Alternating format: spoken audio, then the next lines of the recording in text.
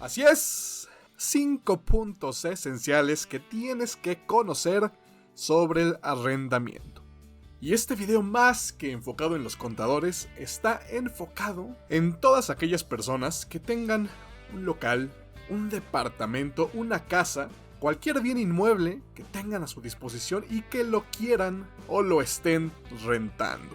Y esto ya que en México existen muchísimas personas que tienen un departamento, que tienen una accesoria, que deciden rentarlo para tener un ingreso extra o incluso sus ingresos principales, y que no conocen las obligaciones que tienen en materia fiscal. Y esto, sin lugar a dudas, implica un riesgo muy grande para todos aquellos que decidieron convertirse en arrendadores. Así que bueno, vamos a ver 5 puntos básicos que tienes que conocer si caes en el supuesto de rentar algún bien inmueble. Y vamos a empezar con el IVA. Empezamos con impuestos, porque seguramente si eres arrendador, ¿te ha pasado alguna vez por la cabeza que tienes que pagar impuestos? Lo niegas, efectivamente, lo evitas, no te metes en eso, pero ojo, como ya lo dije, es un riesgo. Entonces empezamos hablando de si tienes o no que pagar IVA. Y aquí tenemos que responder la siguiente pregunta. ¿El bien inmueble que estoy rentando me genera un ingreso gravado o exento? ¿Estoy rentando un local comercial o una casa habitación? Esta es la pregunta clave que va a determinar si tenemos o no que agregar este impuesto al valor agregado al precio que nosotros estemos ofertando por el bien.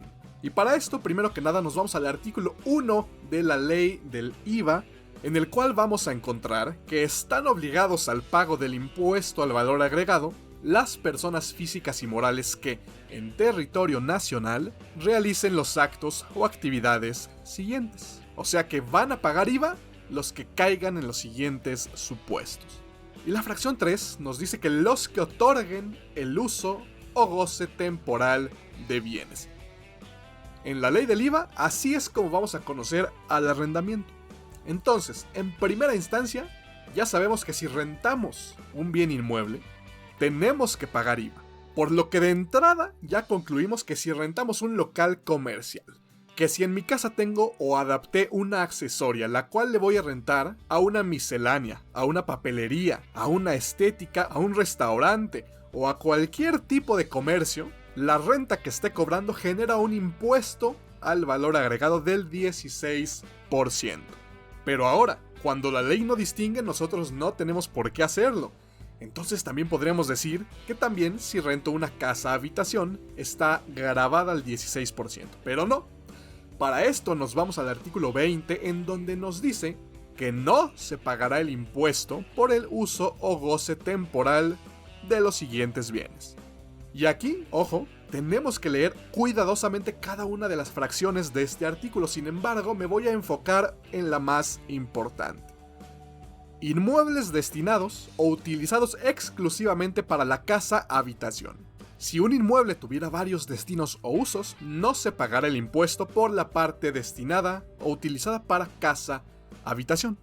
Entonces aquí ya respiramos un poquito y nos damos cuenta que si rentamos un departamento, una casa o un cuartito en donde una persona va a vivir, no se pagará el IVA. Los cobros que haga por el concepto de renta de casa-habitación estarán exentos. Sin embargo, otra cosita importante, si seguimos leyendo el mismo artículo 20, vamos a encontrarnos que lo dispuesto en esta fracción no es aplicable a los inmuebles o parte de ellos que se proporcionen amueblados o se destinen o utilicen como hoteles o casas de hospedaje.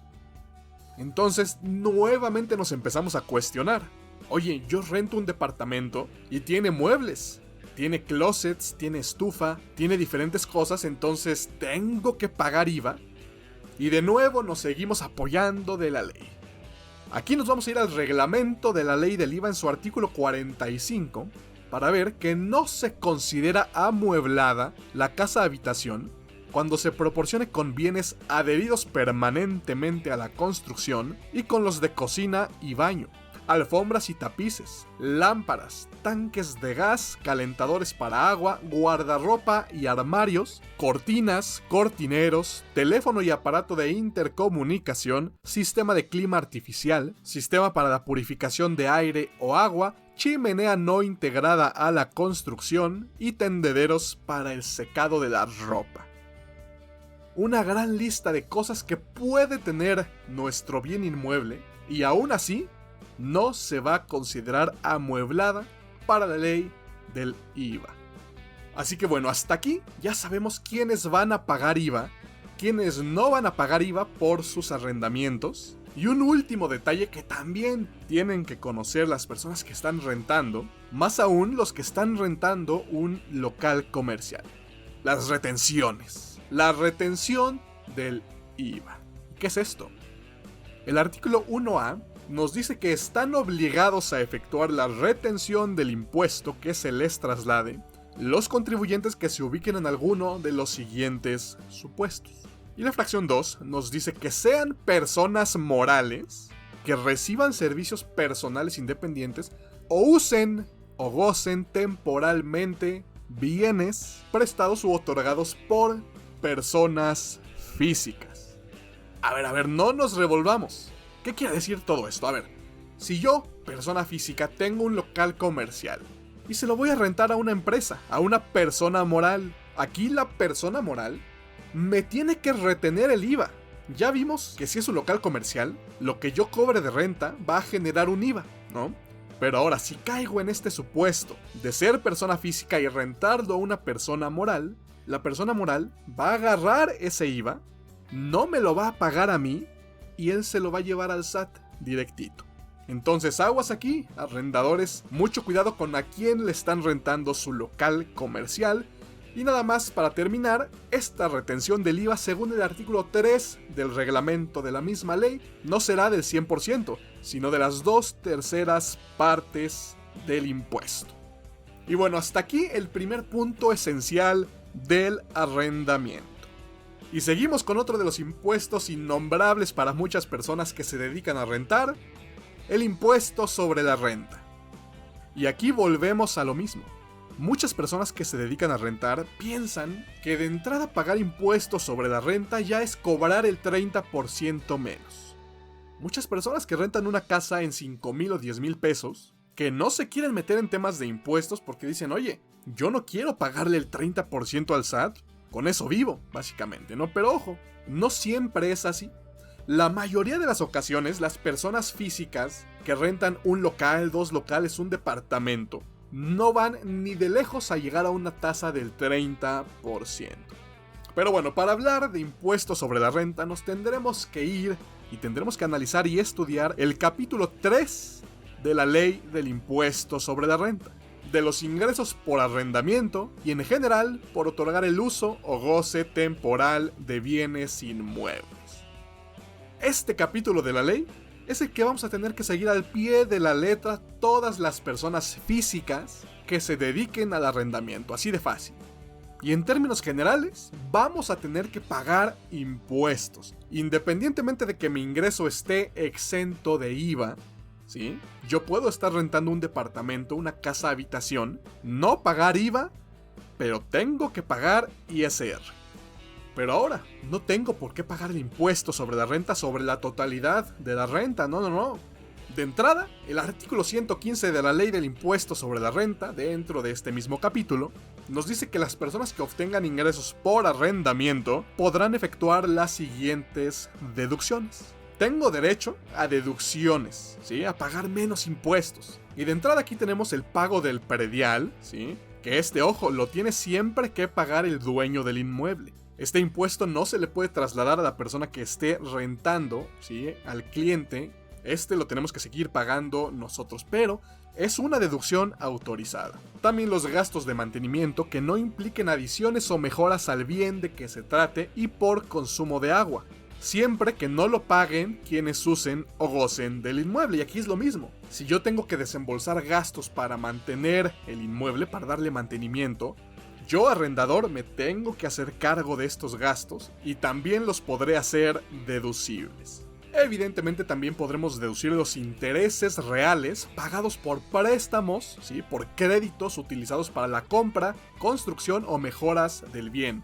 O sea que si voy a un banco y el banco me autoriza un crédito para que yo pueda construir mi casa, mejorar el departamento, y evidentemente por este crédito voy a tener que pagar intereses, bueno, estos intereses también los voy a poder deducir. Así como los salarios, comisiones y honorarios pagados, así como los impuestos, cuotas o contribuciones que conforme a esta ley les corresponda cubrir sobre dichos salarios. Si tú, persona física, tienes que pagar salarios, comisiones u honorarios, esto con el fin de llevar a cabo esta actividad de arrendamiento, podrás también tener derecho a esta deducción. También vamos a poder deducir los seguros que amparan los bienes respectivos. Yo puedo asegurar el bien inmueble y esto también será una deducción. Y por último, las inversiones en construcciones. Esto es lo más claro. Si yo invierto en construir un departamento para que después lo ponga en renta, por supuesto que voy a poder deducir toda esa inversión. Así que bien, sabemos que tenemos que pagar impuestos sobre la renta y que esa base para el impuesto la vamos a poder reducir con todos estos gastos. Pero ahora, ¿qué pasa si yo ya tengo un departamento, yo ya tengo un local comercial y no tengo ninguno de estos gastos? Bueno, para esto, el mismo artículo de la ley del impuesto sobre la renta nos da la tan famosa deducción opcional, o como muchos le llaman, deducción ciega. ¿Y qué nos dice? Bueno, que los contribuyentes que otorguen el uso o goce temporal de bienes podrán optar por deducir el 35% de los ingresos a que se refiere este capítulo, en sustitución de las deducciones a que este artículo se refiere. Y también se nos dice que podemos optar por esta deducción y aún así sumar a este 35% el pago del predial, del impuesto predial. Y esto por supuesto que es un súper beneficio. 35% de deducción totalmente gratis.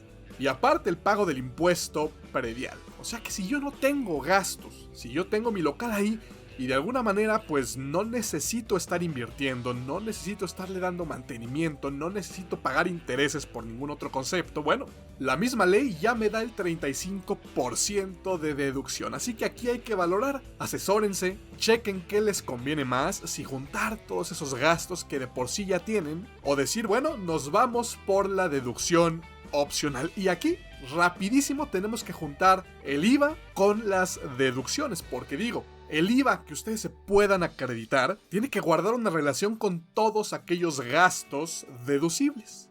Sí, o sea, todo el IVA que yo vaya a acreditarme para disminuir la base de mi impuesto tiene que provenir de gastos estrictamente indispensables, tiene que provenir de gastos que este capítulo de la ley del impuesto sobre la renta también nos autorice. Pero si opto por la deducción opcional, si opto por este 35%, yo todavía me puedo seguir acreditando el IVA de los gastos que hayan sido deducibles para el impuesto sobre la renta. Y bueno, una vez ya dejando más o menos claro esto, ¿qué les parece si nos vamos a hacer un pequeño cálculo de impuestos sobre la renta para el arrendamiento? Para que más o menos cheques, para que más o menos valores cuánto pagarías de impuestos tú por el local, por el departamento, por la casa que estés rentando.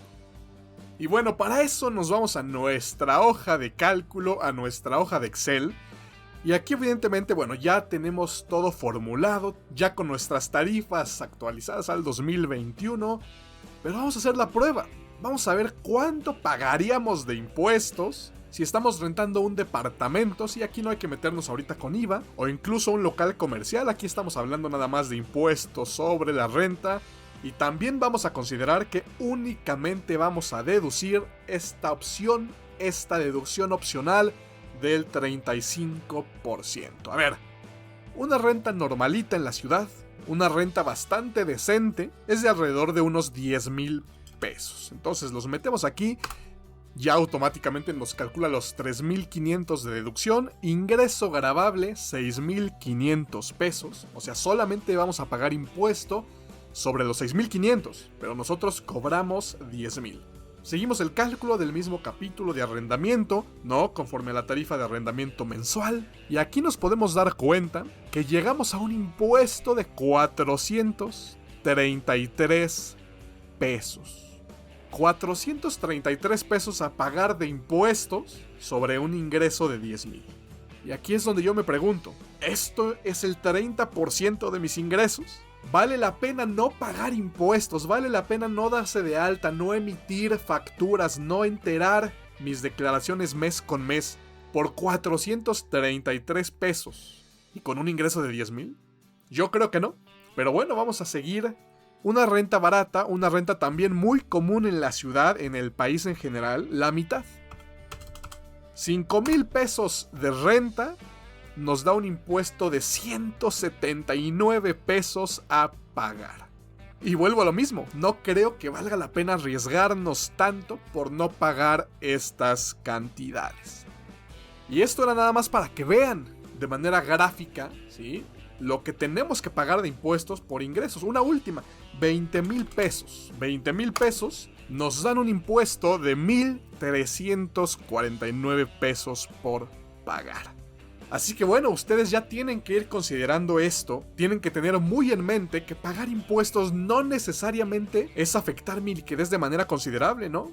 Si estoy rentando una casa habitación, no pago IVA y aparte pago un impuesto pues razonablemente pequeño en comparación a mis ingresos, totalmente vale la pena que estemos pagando impuestos. Pero bueno, una vez ya hablando del IVA, del ISR, seguimos al siguiente punto importante que debes conocer como arrendador: los depósitos en garantía. Todo mundo conoce ya este término, todo mundo ya sabe que si va a rentar cualquier bien inmueble, le van a pedir la primer renta y un depósito en garantía normalmente por la misma cantidad. Pero ahora tú me dirás, ok, ya me decidí a pagar impuestos, ya me decidí a darme de alta porque ya vi que no tengo que pagar tanto, pero si cobro un depósito en garantía también tengo que pagar impuestos sobre esto. Estos depósitos están grabados. Y aquí, para no darle muchas vueltas, porque aquí incluso nos podríamos meter en la materia civil, mercantil, administrativa, etc., simplemente hay que decir que no. Que para efectos de impuestos sobre la renta no se considera un ingreso, ni siquiera un anticipo, un depósito en garantía. ¿Esto por qué? Porque en teoría no estás aumentando tu patrimonio, porque en teoría ese depósito se lo tienes que regresar a tu inquilino una vez que se termine el contrato, dependiendo de las especificaciones y los acuerdos que se hayan estipulado. Y para IVA, exactamente lo mismo. No se considera un ingreso, no grava IVA, no tenemos por qué acumular un depósito en garantía y solamente será un ingreso en el momento en que se hace efectivo el cobro de este depósito. ¿A qué me refiero? Si termina el contrato de arrendamiento y por X o Y razón ese depósito ya no se lo tienes que regresar a tu inquilino, en ese momento tienes que enterar que ya se convierte en un ingreso. Y si se trata de un local comercial o de una casa habitación amueblada, bueno, en ese momento también tendremos que enterar el IVA. Y ahora, siguiente punto: contabilidad electrónica. A ver, ya me decidí ahora sí a pagar impuestos, ya sé que tengo que pagar IVA, ya sé que tengo que pagar cierta cantidad de impuestos sobre la renta, ya sé también que los depósitos en garantía no son un ingreso mío y por lo tanto tampoco gravan impuestos, pero ahora he escuchado que las personas también tienen que mandar contabilidad electrónica. Y sí, si nos vamos al artículo 118 de la Ley del Impuesto sobre la Renta, vamos a encontrar que los contribuyentes que obtengan ingresos de los señalados en este capítulo, o sea, arrendamiento, además de efectuar los pagos de este impuesto, tendrán las siguientes obligaciones. Y en su fracción 2, encontraremos que una de estas obligaciones es llevar contabilidad de conformidad con el Código Fiscal de la Federación y su reglamento.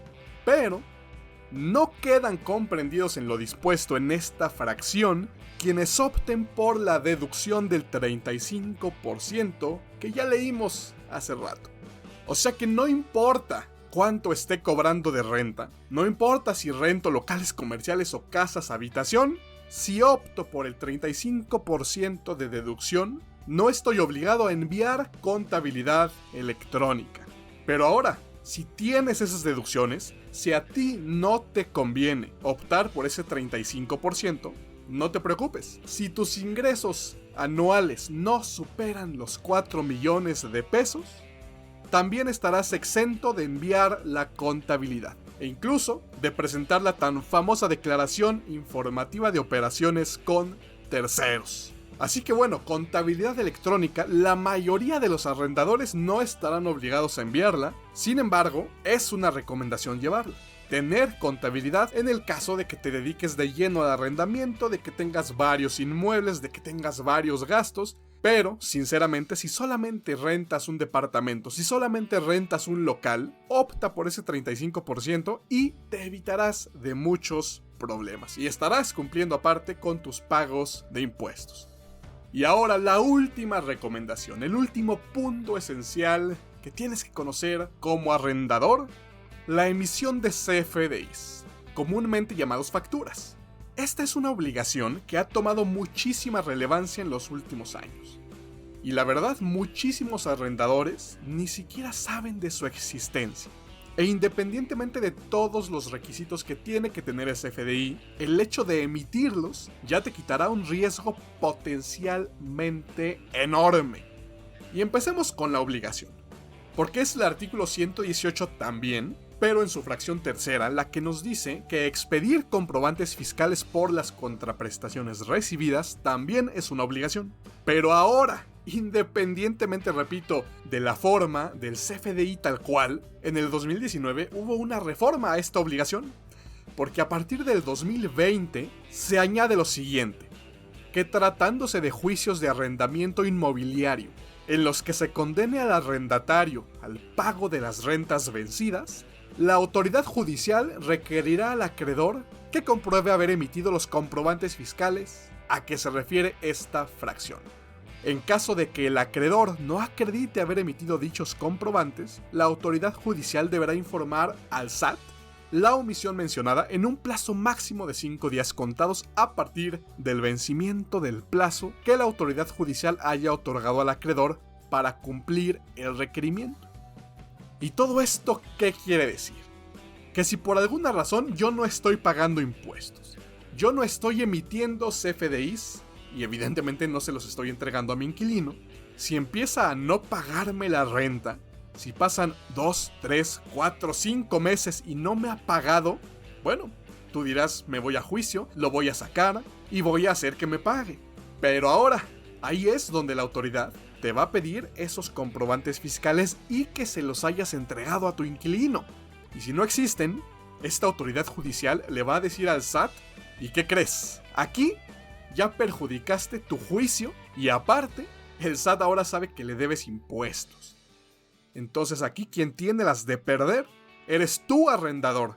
Si no estás pagando impuestos, si no estás entregando CFDI a tu inquilino con todos los datos que se necesiten, con todos los requisitos del CFDI, solamente estás adquiriendo un riesgo potencial en el que termines pagando más y en el que no te paguen la renta. Entonces, bueno, estos son los 5 puntos esenciales que tienes que conocer si rentas algún inmueble, si eres dueño de un departamento, de un local comercial, de una casa y quieres ponerlo en renta. Ahora ya sabes si pagas IVA o no. Ahora ya sabes que tienes que pagar impuestos sobre la renta y también sabes que no es mucho lo que hay que pagar. Sabes también que los depósitos en garantía que tu inquilino te deposite no generarán impuestos hasta el momento en que tú ya tengas derecho a quedarte ese depósito. Sabes también que lo más probable es que no tengas la obligación de llevar contabilidad electrónica y de enviarla a la autoridad fiscal. E importantísimo, ya sabes que tienes la obligación de emitir CFDIs y entregárselos, enviárselos a tu inquilino con su RFC, con su nombre, con la dirección del inmueble, con el número de predio, etcétera, etcétera. Y que esto te va a beneficiar a ti y te va a proteger de un riesgo muy grande. Así que bueno, asesórate, acércate a un contador, a tu contador de confianza. Pregúntale qué otras cosas tienes que saber al respecto, qué otras obligaciones tienes como arrendador. Créeme que esto, más que un gasto, tiene que ser una inversión para ti. Y bueno, esto ha sido todo por hoy. Este fue otro video de HGR Consultores. Espero que te haya gustado, sobre todo que te haya servido. Y nosotros nos vemos en un próximo video.